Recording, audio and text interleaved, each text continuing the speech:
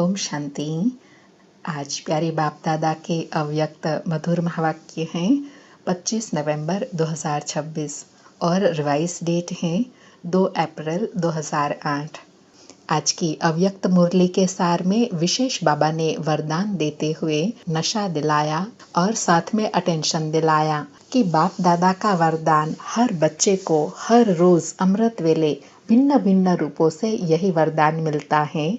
खुश रहो, आबाद रहो। रोज का वरदान सभी बच्चों को मिलता है। बाप दादा सभी को एक ही जैसा एक ही साथ वरदान देते हैं, लेकिन फर्क क्यों हो जाता है? बाबा कहे फर्क का कारण है। बच्चे कहते हैं बाबा कभी कभी अनुभव होता है, थोड़ा थोड़ा अनुभव होता है। तो बाप दादा ने कहा कि ब्राह्मण आत्माओं के जीवन रूपी डिक्शनरी से यह दोनों शब्द निकल जाने चाहिए।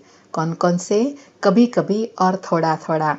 तो उसके लिए बाबा ने अंडरलाइन कराया कि बाप दादा ने हर वरदान में सदा शब्द कहा है।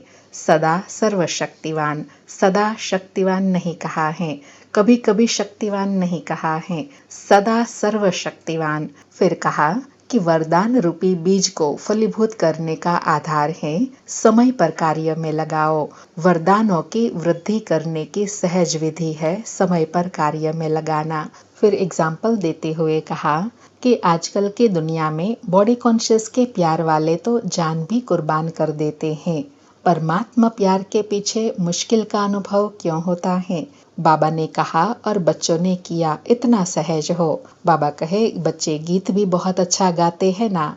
बाबा हम सब कुछ न्योछावर करने वाले परवाने हैं, क्षमा पर फिदा होने वाले हैं। तो बाबा कहे क्या कारण शब्द को स्वाहा नहीं कर सकते हो? कारण का निवारण नहीं कर सकते हो? फिर धारणा स्वरूप बनने के लिए कहा अनुभवी स्वरूप बनो। बाबा कहे बाप दादा ने रिजल्ट में चेक किया, क्या देखा? ज्ञानी, योगी, धारणा स्वरूप, सेवाधारी, चारों ही सब्जेक्ट में हर एक बच्चे यथाशक्ति हैं। ज्ञानी भी है, योगी भी है, धारणा भी कर रहे हैं, सेवा भी कर रहे हैं, लेकिन चारों ही सब्जेक्ट अनुभवी स्वरूप, अनुभव के अथॉरिटी वाले हो, उसकी कमी दिखाई दी। फिर कहा कि ज्ञान स्वरूप में अनुभवी बनना अर्थात नॉलेज के लाइट और माइट। ज्ञानी तो आत्मा के हर एक कर्म में लाइट और माइट नेचुरल हो। बाबा कहे ज्ञान स्वरूप आत्मा के हर कर्म नेचुरल, श्रेष्ठ और सफल होगा। और अंडरलाइन कराया कि ज्ञान को जानना और ज्ञान के अनुभव स्वरूप के अथॉरिटी में हर कर्म करना, उसमें अंतर है। तो चेक करो हमारे हर कर्म नेचुरल और नेचर रूप में कहाँ तक है। और योग के लिए कहा कि योग युक्त, युक्ति युक्त हर कर्म में नेचुरल नेचर रूप में दिखाई दे। धारणा के लिए कहा कि सर्वगुण स्वतः ही हर कर्म में दिखाई दे। तो बाबा कहे सोचना और करना, लक्ष्य और लक्षण दोनों को अब समान बनाओ। अगर एक भी सब्जेक्ट में पास मार्क्स से कम होगी तो पास विद ऑनर माला का मणका बाप दादा के गले का हार नहीं बन पाएंगे। और कहा कि अभी तीव्र गति से उड़ती कला में उड़ते रहो और अपने उड़ती कला के वाइब्रेशन से वायुमंडल में सहयोग का वायुमंडल फैलाओ।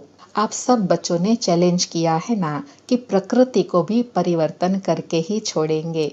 तो बाबा कहे अपना वायदा सदा याद रहे।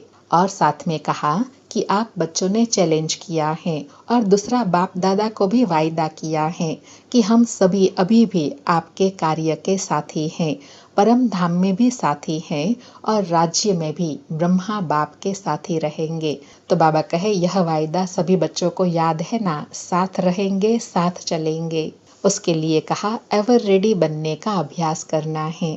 और लास्ट में कहा कि आप बच्चे इंतजाम करने वाले हो, इंतजार करने वाले नहीं हो। आपका इंतजार बाप दादा भी कर रहे हैं, एडवांस पार्टी भी कर रही है, प्रकृति भी कर रही है और भगत आत्माएं भी कर रही हैं कि कब हमारे इष्ट आएंगे। इसलिए कहा इस वर्ष लक्ष्य रखो कि लक्ष्य और लक्षण को समान रखना है। जो बाबा के दिल की आश है समान बनने की, वह तब पूर्ण होंगी जब लक्ष्य और लक्षण को समान बनाएंगे। सुनते हैं प्यारे बाप दादा के अव्यक्त मधुर महावाक्य। आज प्यारे बाबा का वरदान है धर्म और कर्म दोनों का ठीक बैलेंस रखने वाले दिव्य व श्रेष्ठ बुद्धिमान भव।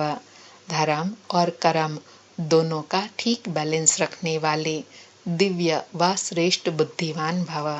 स्पष्टीकरण है, कर्म करते समय धर्म अर्थात धारणा भी संपूर्ण हो तो धर्म और कर्म दोनों का बैलेंस ठीक होने से प्रभाव बढ़ेगा। ऐसे नहीं जब कर्म समाप्त हो तब धारणा स्मृति में आए। बुद्धि में दोनों बातों का बैलेंस ठीक हो तब कहेंगे श्रेष्ठ व दिव्य बुद्धिवान। नहीं तो साधारण बुद्धि, कर्म भी साधारण, धारणाएं भी साधारण होती हैं। तो साधारणता में समानता नहीं लानी है, लेकिन श्रेष्ठता में समानता हो। जैसे कर्म श्रेष्ठ वैसे धारणा भी श्रेष्ठ हो।